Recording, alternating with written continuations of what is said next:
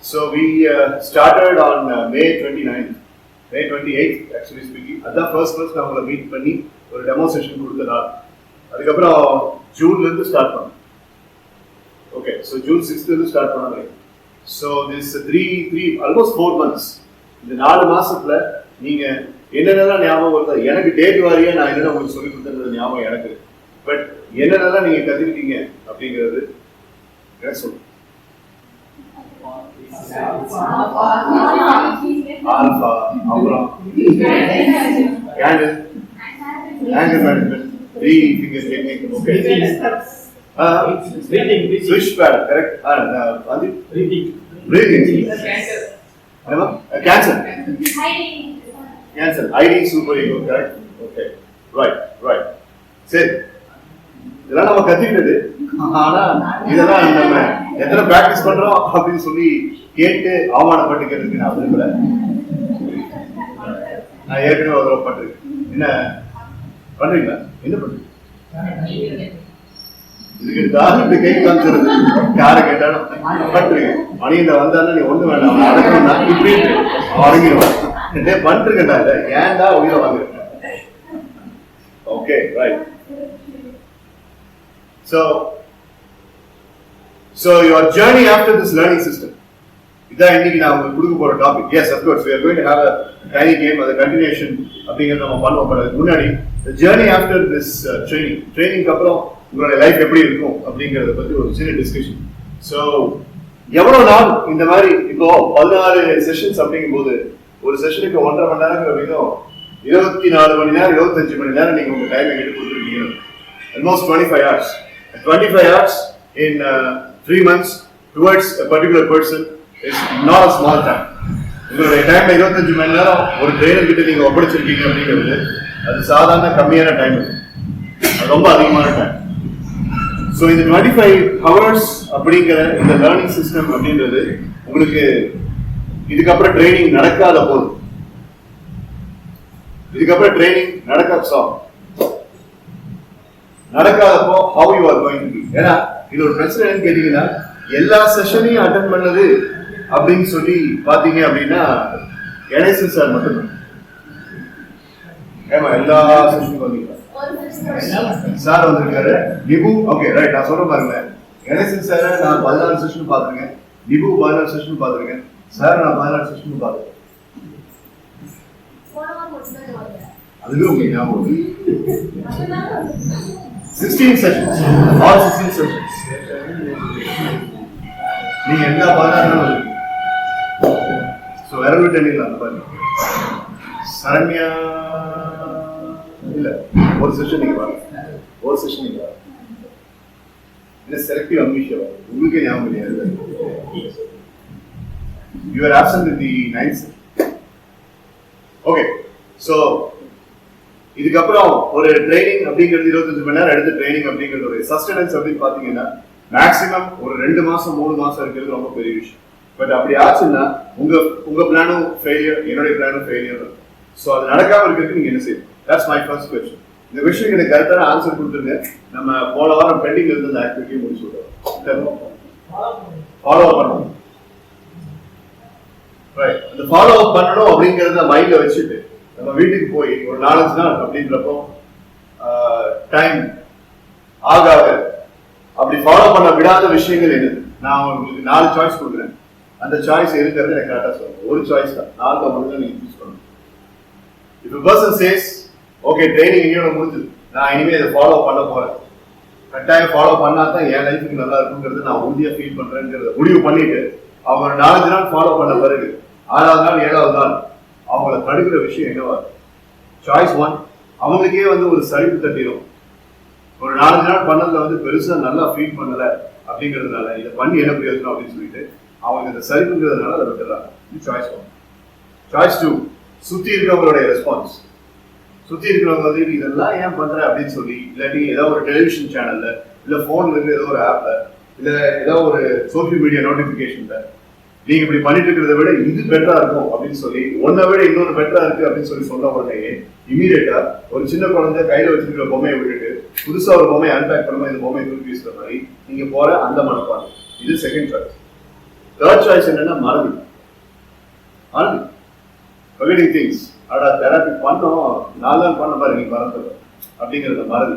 அந்த மாதிரி 1 நாள் 2 நாள் இருந்தா தப்பு இல்லை. அது அப்படியே அக்யூமுலேட் ஆகி மாசத்துல 2 மாசத்துல 3 மாசத்துல அப்படியே பண்ணாம விட்டுட்டு பிரச்சனை என்னன்னு கேட்டீங்கன்னா தெரப்பியில நீங்க ஒரு 4-5 நாள் மட்டும் பண்ணிட்டு இல்ல ஒரு சர்டன் பீரியட் ஆஃப் டைம் பண்ணிட்டு நீங்க அதுக்கப்புறம் விட்டுட்டீங்க அப்படின்னா ஒரு ரூம்ல வந்து பயங்கரமா தூசி இருக்கு, நிறைய ப்ளூ ஸ்டிக் வச்சுட்டு இந்த தூசியை களைச்சு விட்டு நீங்க ஒண்ணுமே பண்ணாத மாதிரி. அதான் இருக்கிற டேஞ்சர்ஸ். பிகாஸ் மைண்ட்ல இருக்கிற சில விஷயங்கள் கலைக்கப்படுது. அது கலைக்கப்பட்ட பிறகு அதை வந்து ப்ராப்பரா ஆர்கனைஸ் பண்ணப்படணும். அது தெராப்பியோட ரெஸ்பான்சிபிலிட்டி. நீங்க அதை கரெக்டா கழிச்சுட்டு அதுக்கப்புறம் விட்டுட்டீங்கன்னா அந்த தெராப்பிங்கிற இந்த இண்டஸ்ட்ரி அந்த எக்ஸிபிட்டுக்கு முன்னாடி உங்க மைண்ட் எப்படி இருந்துச்சோ அதை விட டேஞ்சரஸான ஒரு கண்டிஷனுக்கு நீங்க வந்து. மூணாவது சாய்ஸ் என்னன்னு சொல்லி கேட்டீங்கன்னா மறதி. forget things. பண்ணி எந்த பிரயோஜனமும் இல்லை அப்படிங்கிற மாதிரி ஒரு பக்கம் இருந்துச்சு. அதே மாதிரி மறந்தல எனக்கு அது பண்ண முடியல அப்படின்னு சொல்லிட்டு அது தேர்ட் சாய்ஸ். ஃபோர்த் சாய்ஸ், இந்த 3 சாய்ஸ் எல்லாம் எதுவுமே இல்லை. குவிக்கா ரிசல்ட் வேணும், எனக்கு அந்த ரிசல்ட் கிடைக்கல, அதனால இதை நான் பண்ணேன். எனக்கு எல்லாமே டன்னா இருக்கும், குவிக்கா இருக்கும், ஃபாஸ்டா இருக்கும். இல்லை அந்த மாதிரி இல்லை. அந்த ஆடும் சரி இந்த தெராப்பி சரி ரெண்டும் ஒரே மாதிரி தான் இருக்கு. அதனால எனக்கு பிடிக்கும், அதனால நான் விட்டேன். இந்த 4 சாய்ஸ்ல எது நடக்குது? 5வது சாய்ஸ் வேணா நான் கொடுக்குறேன். ஆதியாவோ எல்லாமே சொல்லுங்க, ஆனா ஸ்பெசிபிக்கா சொல்லுங்க. இங்க இருக்கிற ஒவ்வொருத்தரும் இந்த 4 ஏதோ ஒரு எக்ஸ்பீரியன்ஸ் பண்ணிருக்கீங்க, ஒவ்வொருத்தரும் ட்ரை பண்ணிருக்கீங்க தெராப்பி பண்றது. சில பேர் அதை வந்துட்டு இப்போ வரைக்கும் ஃபாலோ பண்றீங்க, பல பேர் ஃபாலோ பண்றது இல்லை. சில பேர் வந்துட்டு அந்த ஒரு செஷன்ல நம்ம அதை பத்தி பேசின பிறகு ஃபாலோ பண்ண ஆரம்பிச்சீங்க. இப்போ சில பேர் மறுபடியும் ஃபாலோ பண்ணாம இருக்கீங்க. ஸோ அப்படி இருக்கிற ஆட்களுக்கு இப்போ நான் சொன்ன இந்த 5 சாய்ஸ்ல எந்த சாய்ஸ் ஸ்பெசிபிக்கா சொல்லுங்க. யோசிக்கிறீங்களா? இல்ல அவ்வளவுதான் சாய்ஸ் முடிஞ்சது. கொஸ்டின் பேப்பர் கொஸ்டின் முடிஞ்சது. ஆன்சர் சொல்லுங்க. அவுட் ஆஃப் 5 சாய்ஸஸ் உங்களை மாதிரி நான் இருந்தேன்னா நான் எந்த சாய்ஸ் சூஸ் பண்ண முடியும்? Third choice. forgetting things. Another sir, how bad you want that change. கொரோனால இருக்கிற ஒரு பர்சன் மருந்து சாப்பிட்ற மறக்க முடியாதுங்கிறது எப்படி ஒரு முக்கியமான விஷயம். அந்த மாதிரி மாற்றம் வேணும்னா எப்படி நம்ம மறப்போம்? ஸோ அதை ஒத்துக்குவீங்களா? அதாவது மறக்கிறது. ஸோ அந்த மறக்கிறது அப்படிங்கிற ஒரு விஷயம் உங்களுக்கு வந்துச்சு அப்படின்னா then it is not common problem, it is a personal problem. பொதுவான ஒரு பிரச்சனை இல்லை, அது உங்க சம்பந்தப்பட்ட பிரச்சனை, அது நீங்க தான் செய்யணும். ஏன்னா இதுக்கு மேல தெராபிஸ் நான் உங்களுக்கு கொடுத்தேன் அப்படின்னா இன்னும் 8 தெராபிஸ் இருக்கு, பட் அதை நான் உங்களுக்கு கொடுக்க போறது இல்லை. மேபி செகண்ட் ஃபேஸ்ன்னு சொல்லிட்டு ஒரு கேப் வச்சுட்டு சிபி என்ன மறுபடியும் கூப்பிட்டால் அப்ப வேணா அதை பத்தி நம்ம பேசலாம். But already there are too much of things on to the table. நிறைய விஷயங்கள் உங்களுக்கு கொடுக்கப்பட்டிருக்கு. அது எதையுமே நீங்க வந்து யூஸ் பண்ணாம விட்டுட்டு அந்த 8ல மட்டும் புதுசா நம்ம என்ன செய்யணும்? அதனால இருக்கிறத மட்டும் வரும். பட் எப்பவுமே ஒரு சாய்ஸ்ங்கிறது கொடுப்போம் ட்ரைனிங் முடிக்கும் போது. இந்த சாய்ஸ் என்னங்கிறது கேட்டீங்கன்னா என்னை பொறுத்த வரைக்கும் 3 finger technique and alpha technique, இது 2 மட்டும் ரெகுலரா பண்ணிட்டு வந்தீங்கன்னா கூட போகும். ஆல்பா டெக்னிக் என்னது? உங்களுக்கு எப்படி ஒரு நாள் இருக்கணும், உங்களுக்கு எப்படி உங்க ஃபியூச்சர் இருக்கணும், உங்களோட லைஃப் எப்படி மாறணும் அப்படிங்கிறதுக்கான பயங்கரமான அபரிதமான ஒரு கற்பனைங்கிறது தான் ஆல்பா டெக்னிக். சிம்பிளா மைண்ட் ரிலாக்ஸ் பண்ணி உங்க மைண்ட்ல வந்துட்டு அதை பிக்சர் பண்ணணும். நீங்க அதை இங்க பார்க்கலன்னா இங்க அது நடக்கவே நடக்காது. சீரியஸா, if you don't see it in here, in reality it is never going to happen. Take it from me. எல்லாத்துக்கிட்டே இருக்கிற பிரச்சனை அப்படிங்கிறது அதுதான். Because your mind is a crazy jukebox and it comes and says that இல்ல இப்படி நீ இப்ப face பண்ணிட்டு இருக்கிற பிரச்சனைக்கு இதெல்லாம் தீர்வா இருக்காது. இல்ல ஒரு லிஸ்ட் ஆஃப் தெரபிஸ் அப்படிங்கிறது எங்கிட்ட இருக்கு. அது வந்து அதெல்லாம் ஆகாது, அதெல்லாம் கண்டிப்பா ஆகாது. நீ அந்த மாதிரி ஒரு சிஸ்டமையே வாழ பழகல அப்படின்னு உங்க மைண்ட் சொல்லும்போது நீங்க டக்குனு முடிச்சுக்கீங்க, ஓகே அப்படின்னு கேட்டுக்கீங்க.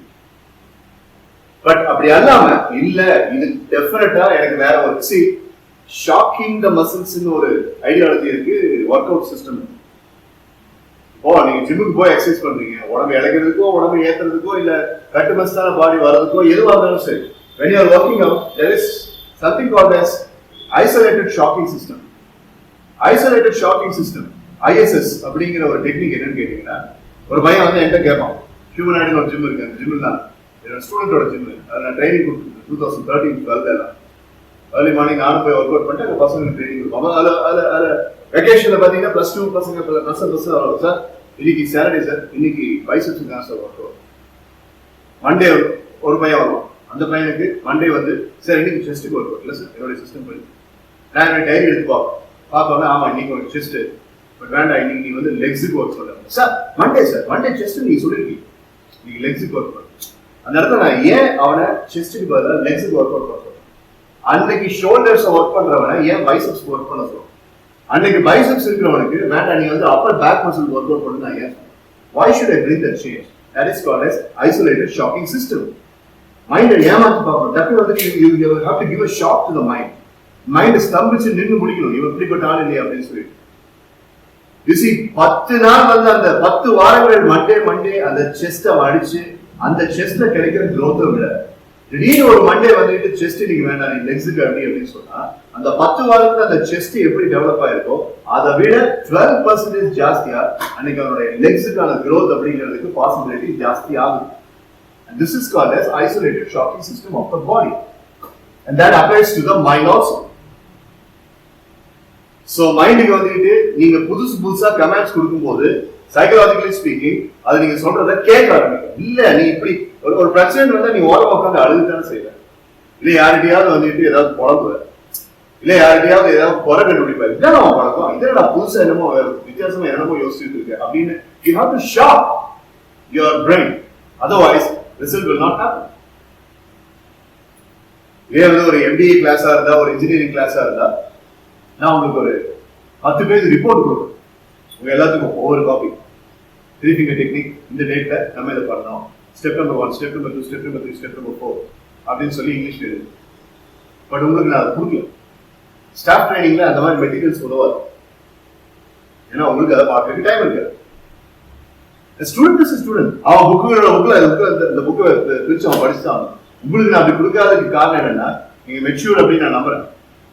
அப்படி ஒரு ரிப்போர்ட், ஒரு டேப்லெட், ஒரு புக்லெட் அப்படிங்கறத உங்களுக்கு கொடுத்துதான் உங்களை ஞாபகப்படுத்தணும் அப்படிங்கிறது உங்களுக்கு அவசியம் இல்லை நான் நம்புறேன். பட் அதை விட பெரிய ரிசோர்ஸ் நான் உங்களுக்கு வச்சிருக்கேன்.